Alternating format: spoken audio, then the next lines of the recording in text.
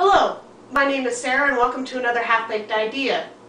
In the focaccia pizza dough video, I promised I would show you other things that you can use the focaccia recipe for, and that's what I'm going to do today. I'm going to be using some herb oil, which is really easy to throw together, and I will explain how to do that, as well as using some Roma tomatoes. Now, this recipe I'm picking up right after the dough has proofed for the 2 hours, so that's where we're going to start.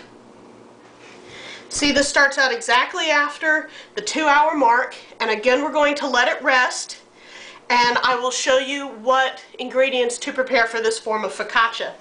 So again, we spread a little bit of bench flour on your board or your counter or your pastry mat. And again, I'm going to be using a rectangular pan, so you just want a slight rectangular shape. And again, we're going to cover our dough with plastic and just give it about a 10-minute rest. Now, while your dough is resting, you need to prep your other ingredients. I just like to do something very simple, and I like to do some sliced tomatoes. Now you want to wash your tomato really well, make sure there's nothing on it, and you need a very sharp knife, and you want to cut very, very thin slices of tomato, about like that. And you know, we're going to set these into the dough before it does the final proofing stage,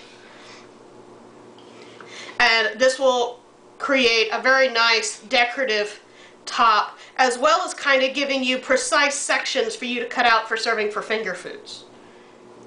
Now that our bread has rested for about 10 minutes, we need to prep the pan we're going to be proofing it on, and again, just like the other video, we're doing it with a rectangular pan with parchment paper on it, except this time we're using herb oil, which you just take about 2 cups of olive oil, and you add in some herbs. For this particular batch, I added in some fresh parsley, some fresh rosemary, some garlic, a little bit of dried savory, and a little bit of dried marjoram. And you let it steep. You let the oil get to about 100 degrees and let it steep for about 20 minutes. You don't want it to get any hotter than that, or you're going to lose a lot of the flavor of the herbs. It's going to kind of wilt a little bit, and the herbs will cook. You can see here the herbs are still fresh and green looking. If you cook it too long, they start looking kind of matte and darker, and they're not nearly as attractive. Now you just take some of this. Now remember, we just want to spread some in, but we want to make sure we get enough of the herbs into, and because we're not turning this into a pizza, I generally use a little bit more olive oil than I would normally use. Now when you put the olive oil here on the bottom, some of it does slip underneath the parchment during baking, and your pan does get very oily, but it's worth the cleanup to make the focaccia equally oily on the top and the bottom. It's a very rich bread. And here we are, all spread out, and again, look at the kind of general even distribution of the oil. Now we bring our bread dough up on top like this, and again, we're going to do the little dimpling like we did in the other video.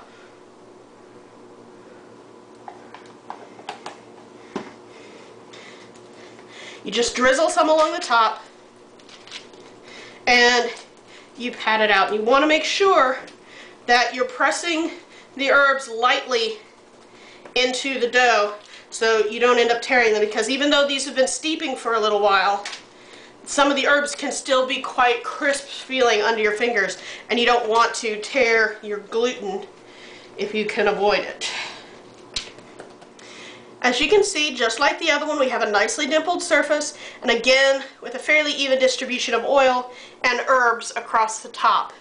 Now what we're going to do next is we're going to decorate this. Now With the pizza, you decorate after it proofs. With this type of focaccia, you decorate it before it proofs. I've got some grated Parmesan, which is the same cheese that's in the dough, just like at the end of the recipe, the original. And we're just going to lightly sprinkle a little bit across the surface here. We don't want too much. This isn't a pizza.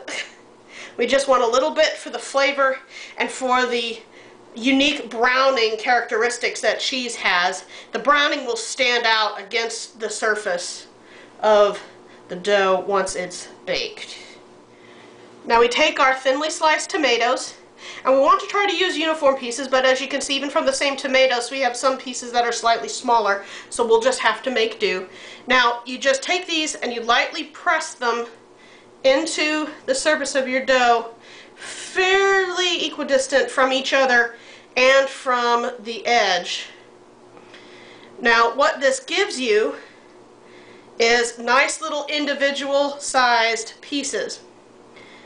Now I've heard that there are other things you can do with focaccia as well, which is instead of putting herbs or garlic or pizza sauce or tomatoes on them, you can make this into a dessert.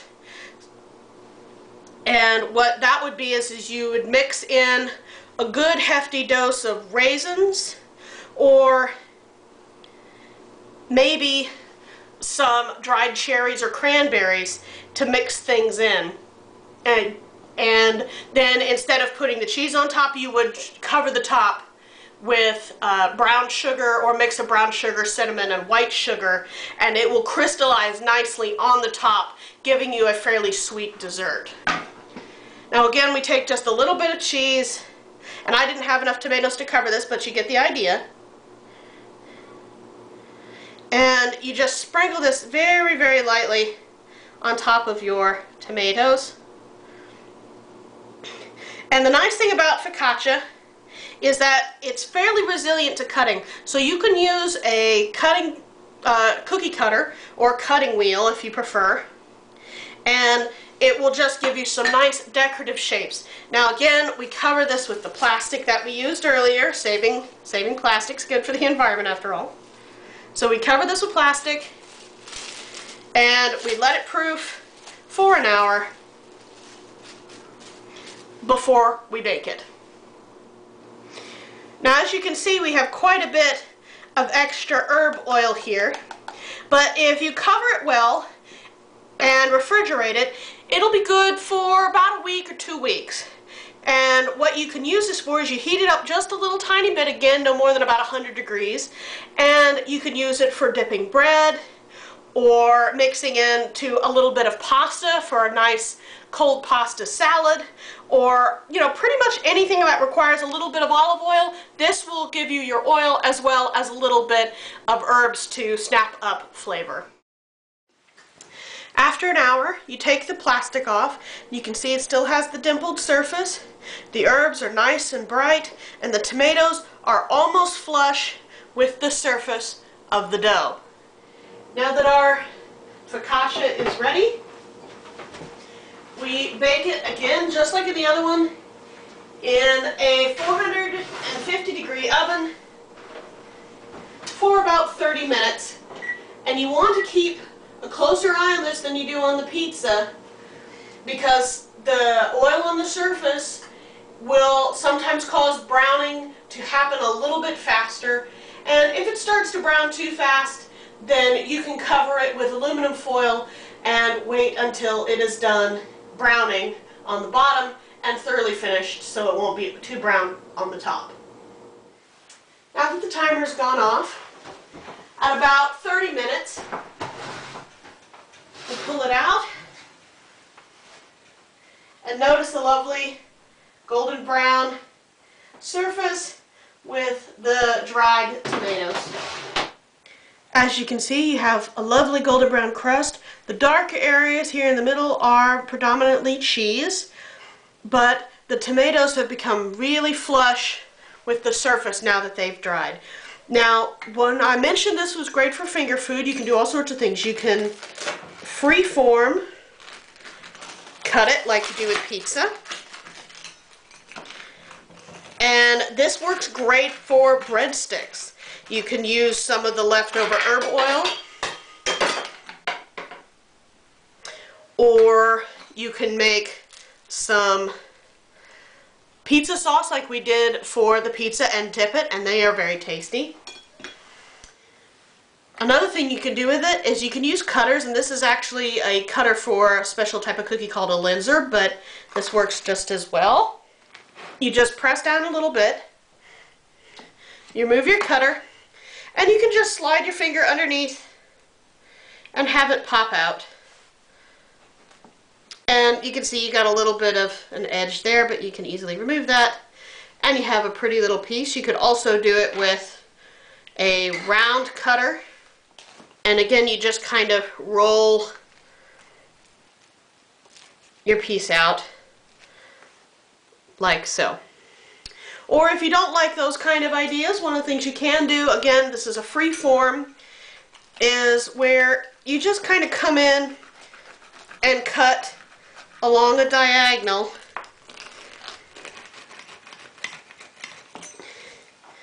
and create little tiny pieces, kind of like pizza slices that are a little larger than the others, but these work out just fine. So like I said, these work for breadsticks, or you can just eat them plain.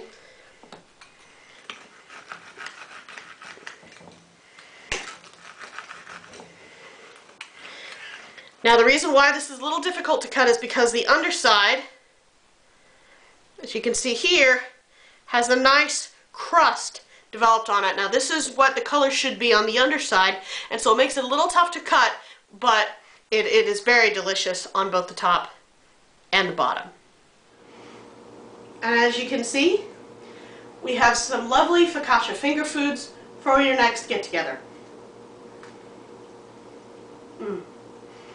Well, this is delicious. Thank you very much for joining me. This has been another half-baked idea.